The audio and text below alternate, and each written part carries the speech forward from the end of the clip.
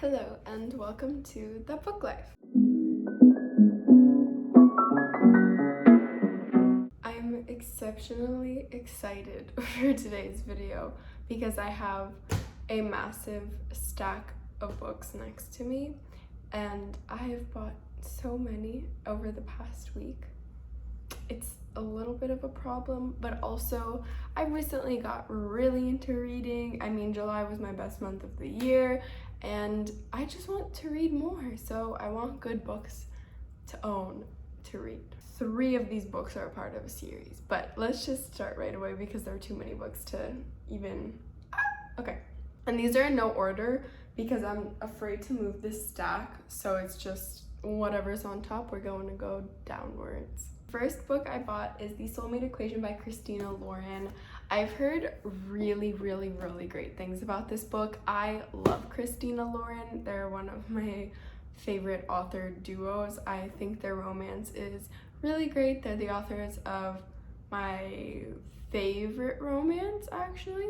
I'm excited for this one. I don't usually love the single parent trope, just because I find it a lot harder to relate to it being a university student. It's not something I'm gonna be anytime soon, a single parent or just parent in general. This is gonna be interesting. I like the statistics side of it. So basically, to give you an overview, this grump guy who runs this dating website based purely off statistics is kind of testing, I hope I don't get this wrong, but he's kind of testing something new for his app, and our protagonist is gonna kind of do this as a test and she'll get paid for doing it.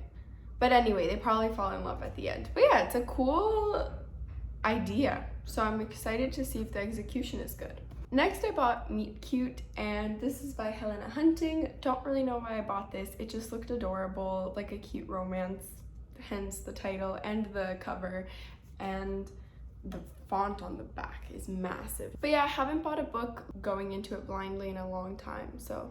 Another romance, I got Get a Life, Chloe Brown. This is everywhere in the book world. Everyone raves about it, loves the entire series. I swear it has such a high rating on Goodreads, so I thought finally I'll get on this trend and read this book. Next I bought Nevernight. I'm getting a lot more into adult fantasy recently, and I was looking for recommendations on YouTube and a lot of people recommended this book. I have no idea what it's about. I just know that it is a fantasy and the cover is actually really scary. I'm very excited for this book, The Spanish Love Deception by Elena Armas, and it just seems really cute. It is quite big though and heavy.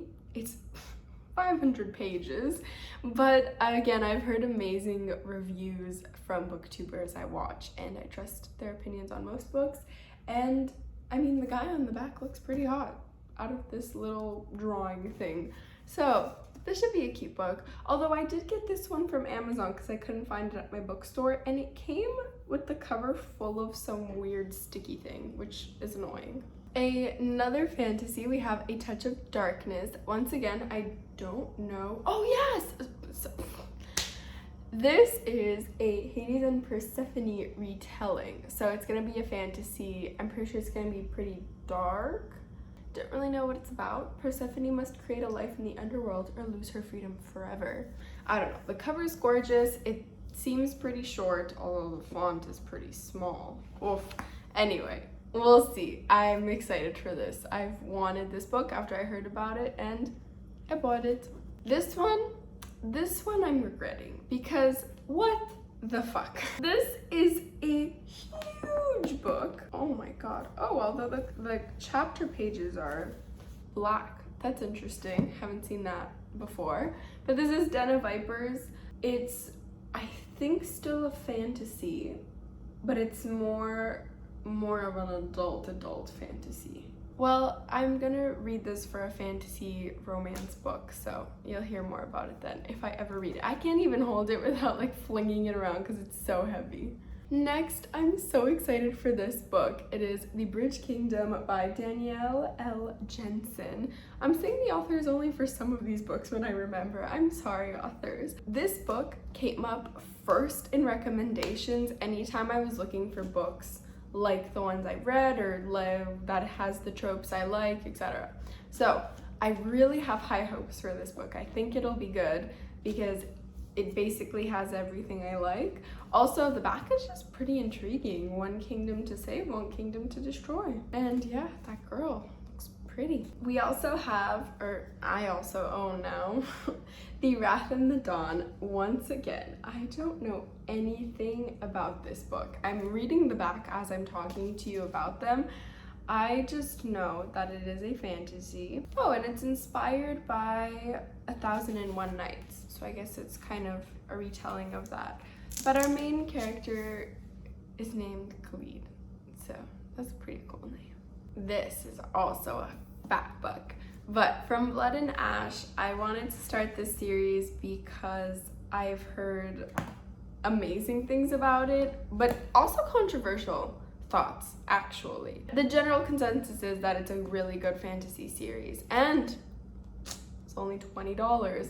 One really quick pet peeve as I'm scrolling, oh god, no, I am a Gen Z, as I'm flipping through, is that on the top for pages, she puts the number and then it's the author, and on the other side it's the number then the title. I don't like that. I just want to see my number. Why are you telling me your name again? I'll go to the front of the book. Very excited for this one. It was a pleasant surprise at how tiny it is. But this is Air Awakens. It's the first book in a series. Cannot tell you that series because I don't know. But it is 100% a fantasy. It has a sorcerer, prince, and a library apprentice. It just looks intriguing. Like all of these books, honestly, I buy them because they look intriguing and they look like something I'll like. And I think that's the point of buying books. So it's okay if I don't know much about them. This book is These Violent Delights. It already doesn't have the Dutch jacket on because it was ruined in delivery, and that was really sad. But I always take them off anyway, so I don't really care. It's just that I do normally keep them, but for this one I can't. But yes, These Violent Delights by something Gong. Oh, and the title is from a quote in Romeo and Juliet. I mean, I'm excited. I just saw someone's name is Roma. I like that name. Again, I have no idea what this book is about. I think it's enemies to lovers, and I actually think a lot of these are, because I love the banter and people wanting to kill each other at first. Next we have Faker. This is really short, which drew me to it, and I saw it somewhere and I cannot for the life of me remember where. Someone was saying that this was a really good book, and then I read the synopsis and I was like, you know what, that's kind of interesting. I'm so excited for this book because I have heard amazing things about his books, and it is V.E. Schwab, A Darker Shade of Magic. I know he has quite a lot and I didn't really know which one to start with, but this was a staff pick, so Elizabeth, let's hope that this rocks.